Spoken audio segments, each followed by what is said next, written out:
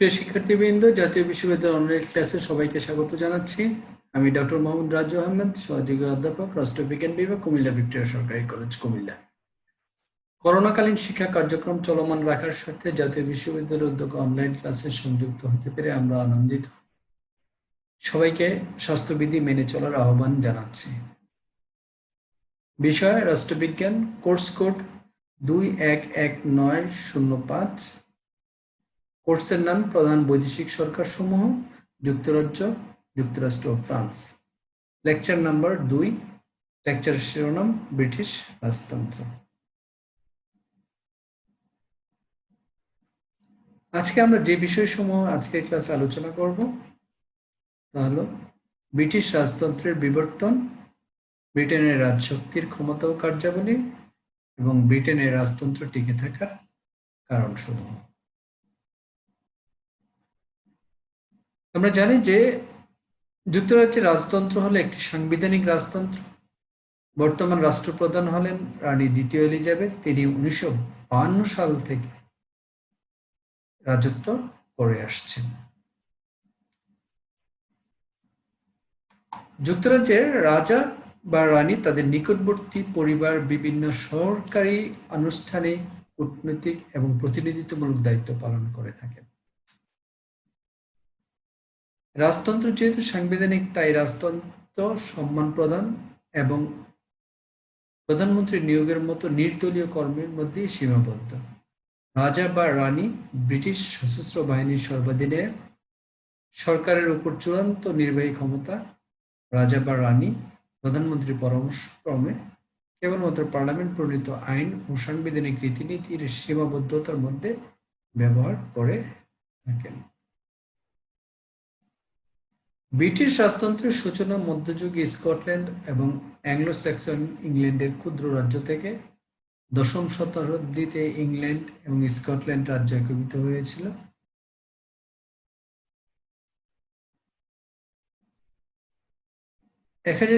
সালে নরমানরা ইংল্যান্ড জয় করে, তারপর ওয়েলসও ধীরে ধীরে অ্যাংলো নরমানদের নিয়ন্ত্রণে চলে আসে।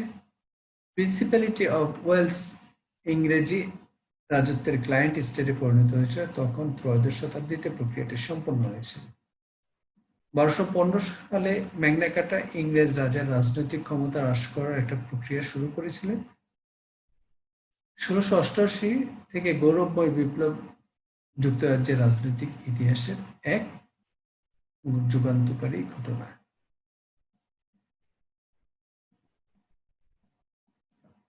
1707 সালে গ্রেট ব্রিটেন কিংডম তৈরির জন্য ইংল্যান্ড এবং স্কটল্যান্ড দুটি রাজ্য একত্রিত হয়েছে এবং 1800 সালে চুক্তির মতো 1801 সালে আয়ারল্যান্ড এবং গ্রেট ব্রিটেনের সাথেও একত্রিত হয়।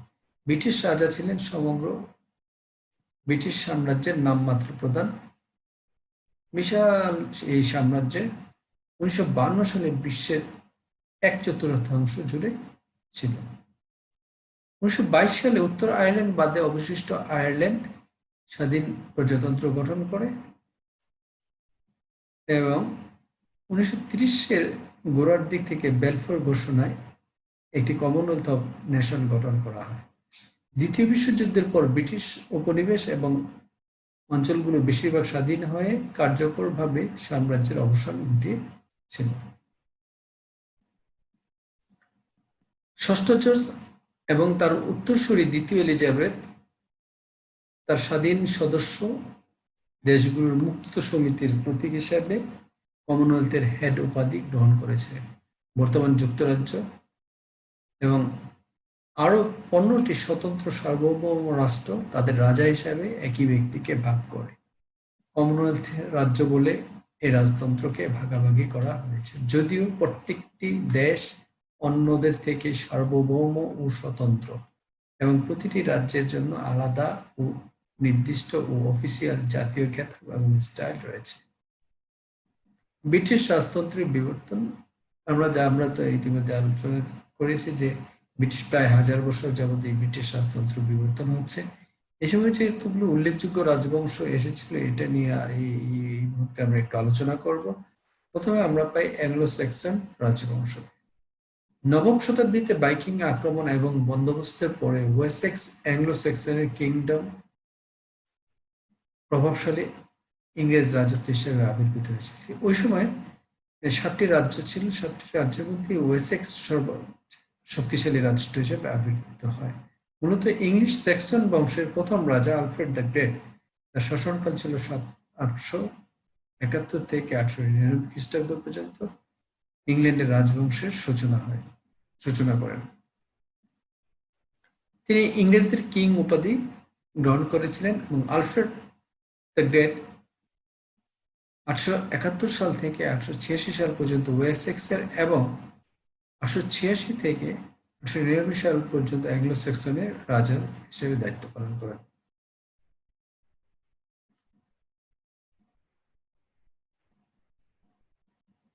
রাজা আলফ্রেড দ্য গ্রেট এর নাতি ইতালিস্তানের প্রথম রাজা, যিনি মোটামুটি ইংল্যান্ডের বর্তমান সীমান্ত এর সাথে মিল রেখে একক রাজ্যের উপর রাজত্ব করেছিলেন। হ্যারল্ড গডসউইন ছিলেন ইংল্যান্ডের সর্বশেষ মুকুটযুক্ত অ্যাংলো স্যাক্সন রাজা। আমরা অ্যাংলো স্যাক্সনের পরে যে রাজবংশটাকে আমরা দেখি সেটা হলো নরমান রাজবংশ। নরমান রাজবংশ 1066 সাল থেকে 1135 সাল পর্যন্ত ব্রিটেন শাসন করেন, ইংল্যান্ড শাসন করেন। প্রথম উইলিয়াম বা দিগ্বিজয়ী উইলিয়াম বা উইলিয়াম দ্য কনকারার ইংল্যান্ডের প্রথম নরমান রাজা। তিনি 1066 সাল থেকে 1087 সাল পর্যন্ত তার মৃত্যুর পর্যন্ত শাসন করেন। তিনি 1066 সালে মাত্র কয়েক হাজার সৈন্য নিয়ে ইংল্যান্ডের সিংহাসন দখল করেন। সেই থেকে আজ পর্যন্ত কোনো শক্তি ইংল্যান্ড দখল করতে পারেননি। আমরা নরমানদের পরে পাই ব্লুইস রাজবংশ। এই ব্লুইস রাজবংশ 1135 থেকে 1154 সাল খ্রিস্টাব্দ পর্যন্ত একজন রাজাই মূলত ব্লুইস রাজবংশের শাসন করেন। আমরা নরমান রাজা 1135 সালে প্রথম হেনরির মৃত্যুর পর প্রথম উইলিয়ামের কন্যা এডেলার পুত্র স্টেফেন সিংহাসনের দাবি করেন এবং বেশিরভাগ ব্যারনের সমর্থন নিয়ে ক্ষমতা গ্রহণ করেছিলেন। প্রথম হেনরির কন্যা মাথিলদা তাকে চ্যালেঞ্জ করেছিলেন এবং এর ফলে ইংল্যান্ডে একটা অরাজকতা নেমে আসে। স্টেফেন ক্ষমতার উপর এক অনিচ্ছাকৃত নিয়ন্ত্রণ বজায় রেখেছিলেন, কিন্তু এমন একটি সমঝোতা রাজি হয়েছিলেন যার মাধ্যমে মাথিলদার পুত্র হেনরি তার স্থলাভিষিক্ত হবেন। তার মৃত্যুর পরে তার স্থলাভিষিক্ত হবেন। স্টেফেন ব্লুইস রাজবংশের প্রতিষ্ঠাতা 1154 সালে মারা যাওয়া পর্যন্ত ইংল্যান্ডের রাজা ছিলেন।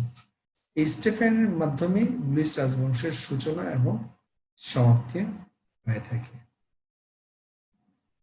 প্ল্যান্টাজেন রাজবংশ ইংল্যান্ডের একটি দীর্ঘ সময় জুড়ে 300 বছরের বেশি সময়কাল ধরে এই রাজবংশ ইংল্যান্ডে রাজত্ব করেন 1154 থেকে 1485 সাল পর্যন্ত। আমরা স্টেফেনের মৃত্যুর পর পূর্বের চুক্তি অনুযায়ী দ্বিতীয় হেনরি ইংল্যান্ডের সিংহাসনে বসেন এবং 1154 সালে দ্বিতীয় হেনরি হিসেবে প্ল্যান্টেজেন রাজবংশের প্রথম রাজা হন, ইংল্যান্ডের প্রথম রাজা হন। আধুনিক ইতিহাসবিদরা প্ল্যান্টেজেন নামটিকে 4টি স্বতন্ত্র রাজবংশে চিহ্নিত করতে ব্যবহার করেছিলেন। প্ল্যান্টেজেনের রাজবংশ অ্যাঞ্জেভিনস আঞ্জু নামে পরিচিত এবং এর দুটি সামরিক শাখা হলো ল্যাঙ্কাস্টার এবং ইয়র্ক। এই পরিবারটি 1154 সাল থেকে দ্বিতীয় হেনরির অধিগ্রহণের পরে 1485 সালে তৃতীয় রিচার্ড মারা যাওয়া পর্যন্ত ইংরেজ সিংহাসনে অধিষ্ঠিত ছিলেন। তারপরে যে রাজবংশটাকে আমরা পাই সেটা হলো টিউডর রাজবংশ। এটা 1485 সাল থেকে 1603 সাল পর্যন্ত এই রাজবংশটা রাজত্ব করেছিলেন। 1485 সালে ল্যাঙ্কাস্টার বংশোদ্ভূত সপ্তম হেনরি ইংল্যান্ডের রাজা হন। রাজা সপ্তম হেনরি একজন ইয়র্কিস্ট উত্তরাধিকারী ইয়র্কের এলিজাবেথ বিয়ে করেন। অবশিষ্ট ইয়র্কীয়দের নিরপেক্ষ করে গোলাপের যুদ্ধ পরিসমাপ্তি করেন এবং টিউডর রাজবংশের জন্ম দেন। দক্ষতা ও সক্ষমতার মাধ্যমে হেনরি রাজ্যে নিখুঁত আধিপত্য প্রতিষ্ঠা করেছিলেন। তিনি পূর্ববর্তী রাজত্বদের জর্জরিত অভিজাতদের সাথে দ্বন্দ্বের অবসান ঘটান এবং ১৬০৩ সালে প্রথম এলিজাবেথ মৃত্যুতে ইংল্যান্ডের টিউডার শাসনের অবসান ঘটে। টিউডারের পরে রাজত্ব করেন স্টুয়ার্ট রাজবংশ ১৬০৩ থেকে ১৭১৪ সাল পর্যন্ত স্টুয়ার্টরা রাজত্ব করেন। প্রথম এলিজাবেথের টিউডর রাজা প্রথম এলিজাবেথের কোনো সন্তান ছিল না, তাই তিনি স্কটিশ রাজা ষষ্ঠ জেমস কে তার উত্তরাধিকার মনোনীত করেছিলেন। ষষ্ঠ জেমস অষ্টম হেনরির বড় বোনের প্রপৌত্র ছিলেন। ষষ্ঠ জেমস ইংল্যান্ডের প্রথম জেমস হিসেবে শাসন করেছিলেন, যার পরে ইউনিয়ন অফ টাউন নামে পরিচালিত ছিল। যদিও ইংল্যান্ড এবং স্কটল্যান্ড এক রাজার অধীনে ব্যক্তিগত মিলনে ছিল। ১৬০৪ সালে প্রথম জেমস নিজেকে গ্রেট ব্রিটেনের কিং হয়েছিলেন, তবে দুটি রাজ্যই পৃথক থেকে যায়। স্কটল্যান্ড এবং ইংল্যান্ড একটা রাজ্য না, দুইটা রাজ্য, কিন্তু রাজা এখন একজন। রানী অ্যানের পর স্টুয়ার্ট রাজবংশের শাসনের অবসান হয়। তিনি রানী অ্যান ১৭১৪ সালে তার মৃত্যুর আগ পর্যন্ত গ্রেট ব্রিটেন ও আয়ারল্যান্ডের রানী হিসেবে রাজত্ব অব্যাহত রেখেছিলেন। তার স্টুয়ার্টদের পরে আমরা পাই হ্যানোভার রাজবংশ। এই রাজবংশের শাসনকাল হল ১৭১৪ থেকে ১৯০৯ সাল পর্যন্ত। ১৭১৪ সালে রানী অ্যানের দ্বিতীয় চাচাতো ভাই এবং সোফিয়ার পুত্র হ্যানোভারের ইলেক্টর প্রথম জর্জ তার উত্তরসূরি হন। প্রথম জর্জ হ্যানোভার রাজবংশের প্রথম ব্রিটিশ রাজা আছেন এবং হ্যানোভার রাজবংশের শেষ ব্রিটিশ শাসক ছিলেন রানী ভিক্টোরিয়া। তিনি গ্রেট ব্রিটেন এবং আয়ারল্যান্ডের ১৯৩৭ সাল থেকে মৃত্যুর আগ পর্যন্ত রানী ছিলেন। স্যাক্সো-কোবার্গ ও গোথা রাজবংশ ১৯০১ থেকে ১৯৭০ সাল পর্যন্ত। রানী ভিক্টোরিয়ার পর ১৯০১ সালে তার পুত্র সপ্তম এডওয়ার্ডস স্যাক্সো-কোবার্গ ও গোথা রাজবংশের প্রথম রাজা হন। তার বাবা আলবার্ট প্রিন্স কনসর্ট স্যাক্সো-কোবার্গ ও গোথা রাজবংশ হওয়ার কারণে ১৯০১ সালে সপ্তম এডওয়ার্ড অব হ্যানোভার রাজবংশের সর্বশেষ রানী তার মা ভিক্টোরিয়ার পরে নতুন রাজকীয় হাউসের উদ্বোধন করেন। সপ্তম এডওয়ার্ড।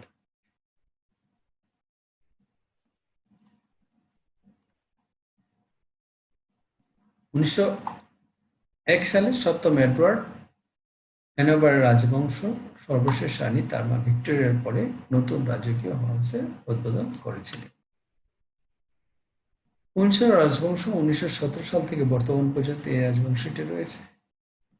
১৯৭০ সালে পরবর্তী রাজা পঞ্চম জর্জ প্রথম বিশ্বযুদ্ধে জার্মান বিরোধী জনগণের প্রতিক্রিয়ায় স্যাক্সো-কোবার্গ ও গোথা নামটিকে পরিবর্তন করে উইন্ডসরে পরিবর্তন করেন, যেহেতু এই জার্মান নামের প্রতি ইংল্যান্ডের জনগণের একটা বিরূপ প্রতিক্রিয়া দেখা দেয়, সেই জন্য এই নামটা উইন্ডসর নামে পরিবর্তন করেন, কারণ জার্মান অরিজিন নামটা চেঞ্জ করে ফেলেন।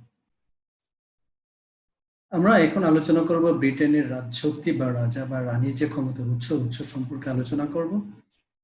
আমরা জানি যে ব্রিটেন একটা রাজতান্ত্রিক দেশ এবং রাজার যথেষ্ট ক্ষমতা রয়েছে, রাজার নামে রাষ্ট্র পরিচালনা হচ্ছে। রাজার ক্ষমতার উৎস হলো আইনত তিনি ব্যাপকভাবে ক্ষমতার অধিকারী এবং যাবতীয় রাষ্ট্রীয় ক্ষমতার উৎস হলেন রাজা বা রানী।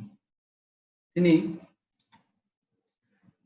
দেশের ভেতরে এবং বাইরে যাবতীয় সরকারি কাজ রাজশক্তির নামেই সম্পাদিত হয়ে থাকে।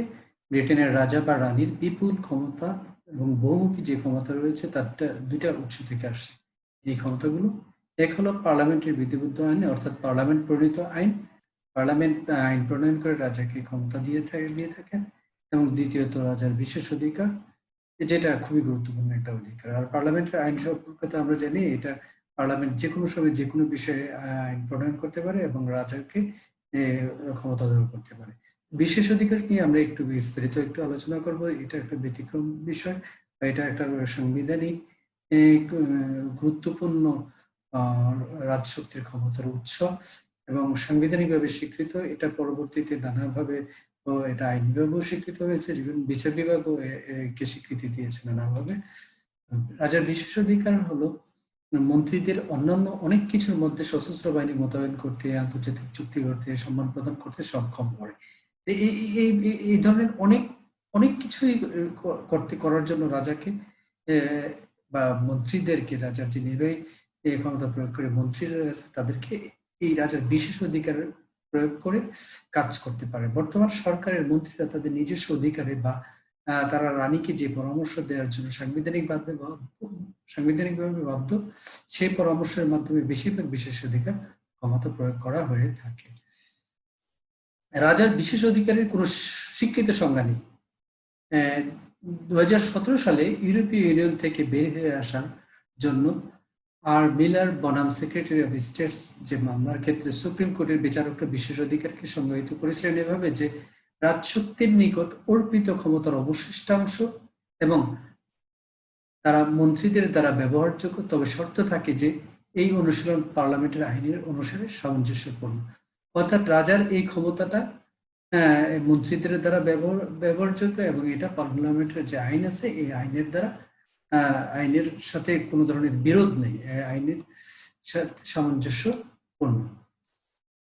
19 শতকের সাংবিধানিক তাত্ত্বিক এভিডাইসি রাজ্যকে বিশেষ অধিকার হিসেবে বর্ণনা করছেন। তিনি বলছেন যে এটা হলো রাজশক্তির মূল কর্তৃত্বের অবশিষ্ট অংশ, যা প্রকৃতপক্ষে রাজা নিজেই বা তার মন্ত্রীরা অনুসরণ করেন। তিনি আরো বলেন, ক্রাউনের সমস্ত ক্ষমতা যা বিধিবদ্ধ আইন দ্বারা সরবরাহ করা হয় না, তা হলো বিশেষ অধিকার। All of the crown's powers that are not provided by statute are prorated powers. রাজার বিশেষ অধিকার 3 ধরনের অধিকার আমরা দেখতে পাই। এটা হলো সাধারণ অগ্রাধিকার ক্ষমতা, সার্বভৌমের ব্যক্তিগত বিশেষ অধিকার ক্ষমতা এবং জরুরি সময় বিশেষ অধিকার ক্ষমতা। এবং সাধারণ অগ্রাধিকার প্রাপ্ত যে ক্ষমতাগুলো রাজার রয়েছে তা হলো আইনসভা সম্পর্কিত ক্ষমতা। আমরা জানি রাজা আইনসভার অধিবেশন আহ্বান করেন এবং আইনসভাকে ভেঙে দিতে পারেন। তো এছাড়া আইনসভা সম্পর্কিত নানা প্রথা রয়েছে, সেগুলো রাজা বিশেষ অধিকার প্রয়োগের মাধ্যমে কার্যকর করেন এই ক্ষমতাটার প্রয়োগ করেন। বিচার ব্যবস্থা সম্পর্কিত কিছু ক্ষমতা রয়েছে রাজার। বিচার বিভাগের বিশেষ করে ক্ষমা প্রদর্শন, এই বিষয়টা একটা গুরুত্বপূর্ণ বিচারিক ক্ষমতা। এছাড়া বৈদেশিক বিষয় সম্পর্কিত ক্ষমতা রয়েছে। আমরা জানি যে বৈদেশের সাথে যে সরকার যে চুক্তি করে, এই চুক্তিগুলো কার্যকর করার ক্ষেত্রে রাজার এই বিশেষ অধিকারটা ব্যবহার করা হয়। সশস্ত্র বাহিনী সম্পর্কিত বিশেষ অধিকার রয়েছে রাজার। এইগুলো হলো সশস্ত্র বাহিনী গঠন, এর সংগঠন, এর ডিপ্লয়মেন্ট, এই বিষয়গুলো এই রাজার বিশেষ অধিকারের অন্তর্ভুক্ত। নিয়োগ ও সম্মান প্রদান, যে গুরুত্বপূর্ণ রাষ্ট্রীয় পদে নিয়োগ এবং যে সম্মান প্রদান করা হয় সেটাও রাজার একটা বিশেষ অধিকার, অগ্রাধিকারপ্রাপ্ত বিশেষ অধিকার। এবং আমরা জানি যে রাজা লোকসভা পেয়ারদের নিয়োগ দেন, আজীবন পেয়ারদের নিয়োগ দিয়ে থাকেন। এই নিয়োগটাও বা নানা ধরনের উপাধি দিয়ে থাকেন, এই উপাধিগুলো রাজার বিশেষ অধিকারের অন্তর্ভুক্ত। জরুরি সময়ের বিশেষ অধিকার, জরুরি সময়ে এক্সট্রাঅর্ডিনারি কিছু ক্ষমতা দেওয়া হয় রাজা। যেমন আমরা দেখেছি যে দ্বিতীয় বিশ্বযুদ্ধের সময় উইনস্টন চার্চিল জরুরি সময় বিশেষ অধিকারগুলো কিছু ব্যবহার করেছিলেন। এছাড়া নানা ধরনের বিশেষ অধিকার রয়েছে। বিবিধ বিশেষ অধিকারের মধ্যে আমরা দেখি যে কয়েনেজ করা, তারপরে এই মুদ্রা খনন, তারপরে মাইন খনন যেটা বলা হয়, মানে খনি এই থেকে উত্তোলন, এই বিষয়গুলো মূলত রাজার বিশেষ অধিকারের অন্তর্গত। রাজার বিশেষ অধিকারের দ্বিতীয় যে এটা রয়েছে সেটা হলো ব্যক্তিগত সার্বভৌমের ব্যক্তিগত বিশেষ অধিকার ক্ষমতা। এটা আমরা 3টা ক্ষমতাকে মানে স্পেসিফিকলি আমরা বলতে পারি।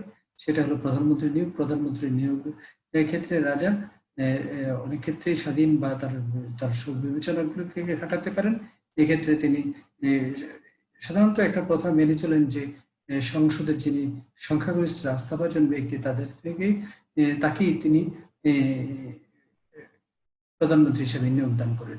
তবে যখন কোনো কোনো সময় দেখা যায় যে সুস্পষ্ট মেজরিটি কারোর পক্ষে থাকে না, ওই ক্ষেত্রে রাজা তার বিশেষ বিবেচনা খাটাতে পারেন। এটা রাজার প্রধানমন্ত্রীর নিয়োগ প্রক্রিয়াটা হলো রাজার একটা বিশেষ ক্ষমতা। সংসদ অধিবেশন তলব এবং অধিবেশন আহ্বান এবং সংসদ তলব করা, জরুরি সংসদ আহ্বান করা, এটা এলো রাজার একটা বিশেষ ক্ষমতা। এছাড়া আইন প্রণয়নে রাজকীয় সম্মতি, আমরা জানি যে পার্লামেন্ট প্রণীত আইনের সর্বশেষ সম্মতি রাজা সম্মতি দিয়ে থাকেন, তার রাজার স্বাক্ষর পেলেই এটা বিল আইনে পরিণত হয়। এতে রাজাকে এই রাজকীয় সম্মতি প্রদানের জন্য, এই সম্মতি দানের জন্য যে দানের বিষয়টা রাজার একটা বিশেষ অধিকার অন্তর্গত। এছাড়া জরুরি সময় যে বিশেষ অধিকার, সেটাও কখনো কখনো আমরা বিশেষ করে যুদ্ধের সময় আমরা এটা প্রয়োগ হতে দেখি। যুদ্ধের সময় জাহাজ অধিগ্রহণ বা নিরপেক্ষ সম্পত্তি বাজেয়াপ্তকরণ, বা যুদ্ধের সময় অনেক সময় দেখা যায় যে অন্যের অন্যের সম্পদ ক্ষতিগ্রস্ত করার যে আদেশ দেয়া, এই বিষয়গুলো রাজার জরুরি সময় বিশেষ অধিকারের অন্তর্গত। রাজশক্তির ক্ষমতা ও কার্যাবলী। এক, শাসন সংক্রান্ত ক্ষমতা। ব্রিটেনের রাজা বা রানী, ব্রিটেনের রাষ্ট্রপ্রধান, তার নামেই সকল ক্ষমতা পরিচালিত হয়। তিনি শাসন বিভাগীয় প্রধান। বিভিন্ন বিষয়ে প্রশাসনিক কর্তৃপক্ষকে তত্ত্বাবধান ও নিয়ন্ত্রণ করার ক্ষমতা তার উপর ন্যস্ত। তিনি প্রশাসনিক কর্তা ব্যক্তিদের নিয়োগ ও পদচ্যুত করার ক্ষমতা রাখেন। ব্রিটেনের স্থল, নৌ, বিমান বাহিনী, সামরিক বিভাগ তার নামেই পরিচালিত হয়। মোট কথা, শাসন ক্ষমতা তত্ত্বগতভাবে ব্রিটিশের রাজা বা রানীর নামেই পরিচালিত হচ্ছে। ব্রিটেনের রাজা বা রানী সহ পার্লামেন্টকেই ব্রিটিশ পার্লামেন্ট বলা হয়। রাজা বা রানী পার্লামেন্টের অধিবেশন আহ্বান করেন, অধিবেশন মুলতবি ও প্রয়োজন বোধে পার্লামেন্ট ভেঙে দিতে পারেন। তিনি প্রতি বছর পার্লামেন্টে একটি বাণী পাঠ করেন। পার্লামেন্টের প্রতিটি বিলে রাজা বা রানীর স্বাক্ষর প্রয়োজন। তার স্বাক্ষর ছাড়া কোনো বিলই আইনে পরিণত হয় না। ক্যাবিনেটের পরামর্শক্রমে তিনি আইন সংক্রান্ত এই ক্ষমতা প্রয়োগ করে থাকেন। বিচার সংক্রান্ত ক্ষমতা। রানী, আমরা জানি যে ব্রিটেনের রাজা বা রানীকে ন্যায় বিচারের উৎস বা ফাউন্টেন অফ জাস্টিস হিসেবে অভিহিত করা হয়। ব্রিটেনের সকল বিচারকদের রাজা বা রানী নিয়োগ ও পদচ্যুত করেন। আদালত গঠনেরও দায়িত্ব রানী পালন করেন। যে কোনো অপরাধীকে তিনি ক্ষমা প্রদর্শন করতে পারেন, কিন্তু রাজা বা রানীর বিরুদ্ধে আদালতে কোনো মামলা দায়ের করা যায় না। প্রিভি কাউন্সিলে আনীত আপিলের রায় তিনিই দিয়ে থাকেন। মূলত এই বিচার বিভাগীয় যে দায়িত্বটা রয়েছে, প্রধানমন্ত্রীর পরামর্শক্রমেই রাজা বা রানী এই ক্ষমতাটা চর্চা করে থাকেন। ব্রিটেনের রাজা রানীর পররাষ্ট্র সংক্রান্ত ক্ষমতা অভূতপূর্ব। তিনি বৈদেশিক বিষয় পরিচালনা ও নিয়ন্ত্রণ করার জন্য দায়িত্ব প্রাপ্ত। বিদেশে রাষ্ট্রদূত নিয়োগ, রাষ্ট্রদূত গ্রহণ, আন্তর্জাতিক চুক্তি সম্পাদন রাজার নামে হয়ে থাকে। কূটনৈতিক ক্ষেত্রে যাবতীয় নির্দেশ তিনি দিয়ে থাকেন। আন্তর্জাতিক সন্ধি ও চুক্তি তার উপর ন্যস্ত। তবে কিছু কিছু বৈদেশিক চুক্তিতে তিনি পার্লামেন্টের সাহায্য নেন। দেশের যে কোনো ভূখণ্ড হস্তান্তর তিনিই করে থাকেন। মূল কথা, পররাষ্ট্র নীতির বিষয়টা বা পররাষ্ট্র সংক্রান্ত ক্ষমতা অভূতপূর্ব। তিনি যেমন প্র্যাকটিক্যালি এই দায়িত্বটা পালন করেন এবং তত্ত্বগতও পালন করেন এবং বাস্তব ক্ষেত্রেও উনি পালন করে থাকেন। বিশেষ করে উনি কমনওয়েলথ সংক্রান্ত যে দায়িত্বটা, এটা তো এই ক্ষেত্রে তিনি ইউনিক, খুব গুরুত্বপূর্ণ ভূমিকা রেখে থাকেন। সম্মান প্রদান সংক্রান্ত ক্ষমতা। আমরা জানি যে ব্রিটেনের রাজা বা রানীর সম্মানের উৎস হিসাবে খ্যাত। সাধারণত নববর্ষ, রাজ্যাভিষেক ও জন্মদিন উপলক্ষে রাজা বা রানী বিভিন্ন সম্মানসূচক খেতাব বা উপাধি বিতরণ করেন। পূর্বে রাজা বা রানী তার খুশি মতো নিজেদের অনুগ্রহভাজনদের সম্মানসূচক খেতাব প্রদান করতে পারেন, তবে বর্তমানে এ সকল কার্যাদি মন্ত্রিসভার পরামর্শক্রমে পরিচালিত হয়ে থাকে। রাজার ধর্মীয় ক্ষমতা রয়েছে। ব্রিটেনের রাজশক্তির সঙ্গে খ্রিস্ট ধর্ম ঘনিষ্ঠভাবে জড়িত। খ্রিস্ট ধর্মের প্রতিষ্ঠানগুলোর প্রধান হলেন রাজা বা রানী। তিনি প্রধান যাজক ও অন্যান্য যাজকদের নিযুক্ত করেন। তার নামেই খ্রিস্ট ধর্মের প্রতিষ্ঠানগুলোর সভা অনুষ্ঠিত হয়। চার্চের বিধান রাজা বা রানীর অনুমোদন সাপেক্ষে পরিচালিত হয়। এক্ষেত্রে রাজা প্রধানমন্ত্রীর সাথে পরামর্শ করে নেন। তিনি চার্চের প্রধান হিসেবে বিশপ, আর্চবিশপদের, ডিন ও ক্যাননদেরও নিয়োগদান করে থাকেন। রাজার ধর্ম সংক্রান্ত ক্ষমতাও ব্যাপক ক্ষমতা রয়েছে। আমরা চূড়ান্তভাবে জানবো যে ব্রিটেনের রাজতন্ত্র টিকে থাকার কারণ। ব্রিটিশ জাতির রক্ষণশীলতা ব্রিটেনের রাজতন্ত্র টিকে থাকার অন্যতম একটি কারণ। ইংরেজরা রক্ষণশীল হওয়ার কারণে তারা পরিবর্তনটাকে পছন্দ করেন না এবং তারা অতীতটাকে বা ঐতিহ্যকে আঁকড়ে রাখতে চান। এই কারণে এই 1000 বছর যাবৎ যে প্রতিষ্ঠানটি, রাজতন্ত্র নামক যে প্রতিষ্ঠানটা, এই প্রতিষ্ঠানটা টিকে রয়েছে। উল্লেখযোগ্য কোনো বড় ধরনের ব্যারিয়ার ছাড়াই রাজতন্ত্র নানা ফরম্যাটে রয়েছে। আমরা 1000 বছর যদি পর্যালোচনা করে থাকি, মাঝখানে খালি কেবল দেখবো যে আমরা একটা কমনওয়েলথ হয়েছে, ব্রিটিশ কমনওয়েলথ হয়েছিল। এই কমনওয়েলথের সময়টা বাদে বাকি সবটাই সময় রাজতন্ত্র সুন্দরভাবেই টিকেছে। তো এটার মূল কারণে হলো ব্রিটিশ জাতির রক্ষণশীলতা। গণতান্ত্রিকরণ, রাজতন্ত্রের, ব্রিটিশ রাজতন্ত্র এটা গণতান্ত্রিক প্রতিষ্ঠানে পরিণত হয়েছে। এটা যদিও রাজা বা রানী নির্বাচনের মাধ্যমে আসেন না, উত্তরাধিকারী সূত্রে আসেন, এটা অগণতান্ত্রিক একটা নর্মস, কিন্তু ওনারা নামমাত্র ভূমিকা পালন করে থাকেন। গণতান্ত্রিকভাবে নির্বাচিত জনগণের প্রতিনিধিদের দ্বারা গঠিত সরকারই মূলত সকল ক্ষমতা এক্সারসাইজ করে না, যে নির্বাহী ক্ষমতাটা চর্চা করে থাকেন, রাজা বা রানী নয়।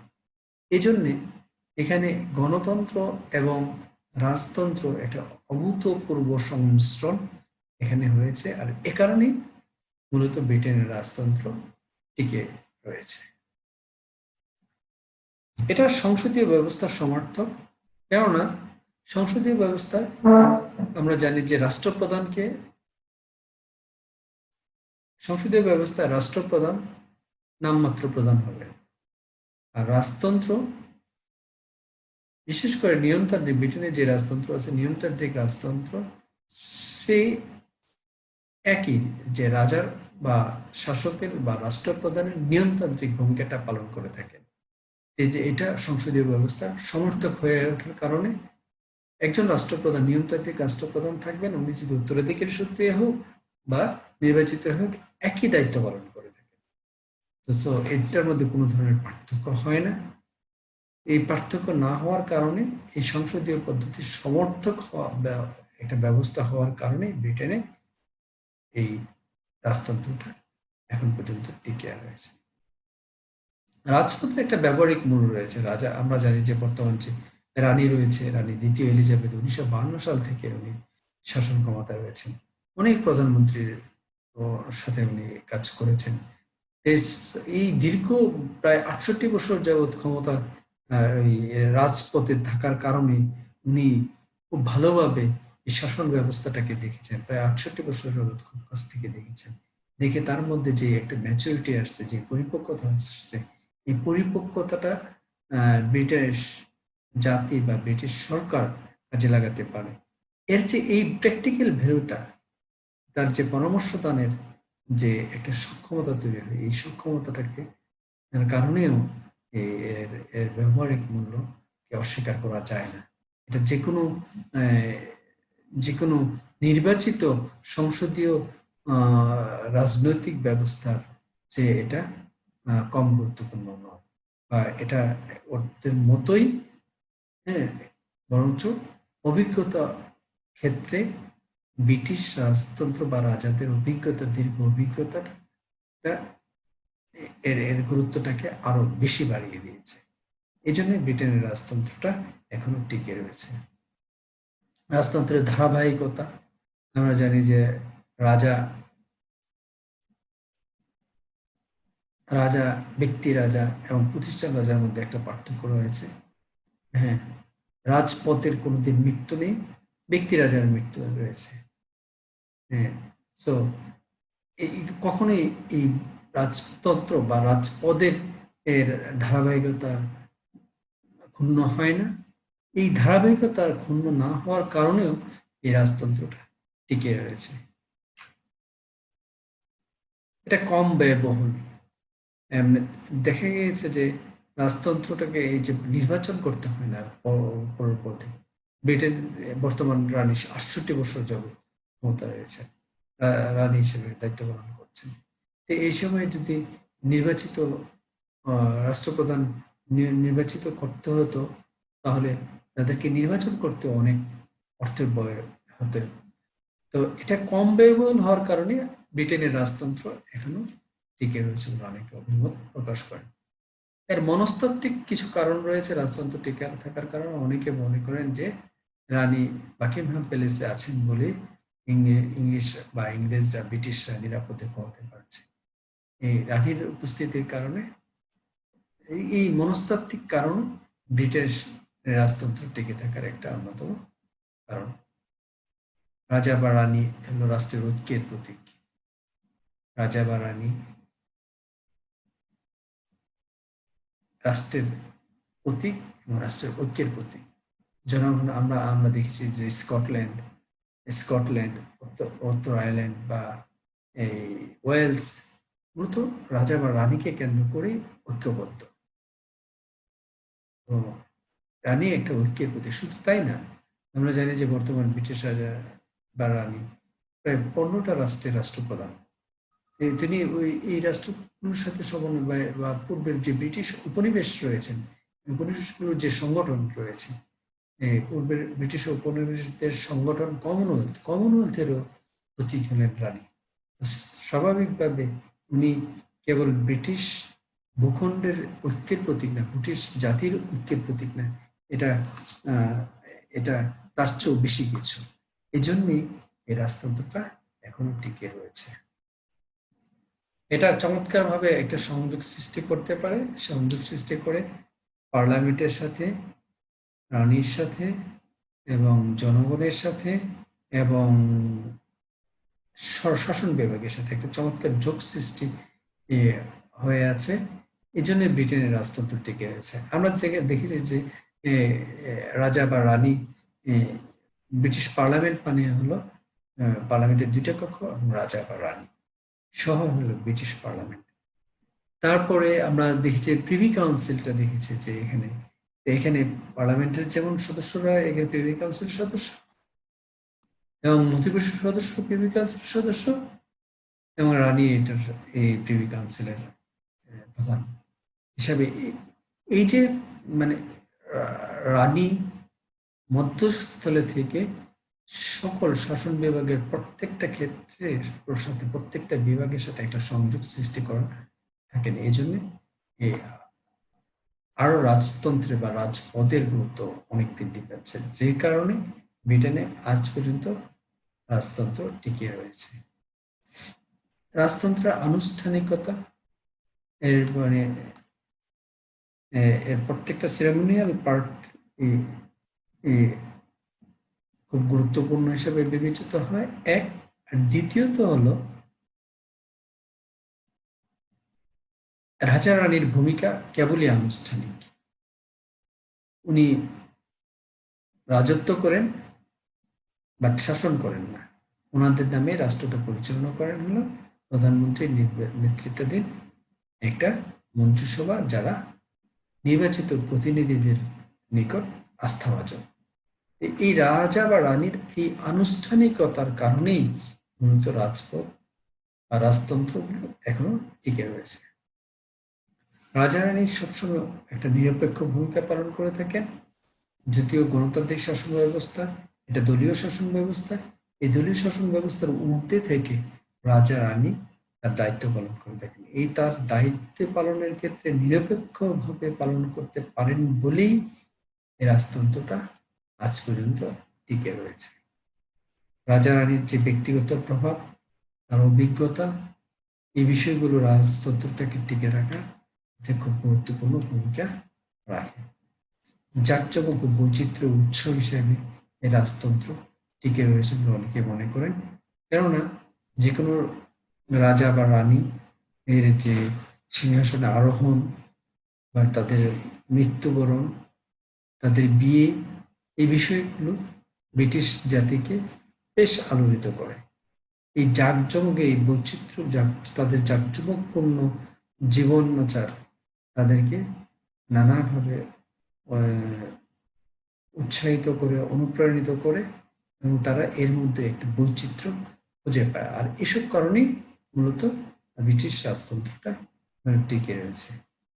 এটা হলো চিরন্তনতার চিরন্তন প্রতিনিধি ব্রিটিশ রাজতন্ত্র, ব্রিটিশ শাসন ব্যবস্থার একটা চিরন্তন প্রতিনিধি। এই জন্য হাজার বছর যাবৎ এই প্রতিষ্ঠানটা টিকে রয়েছে। নানা ধরনের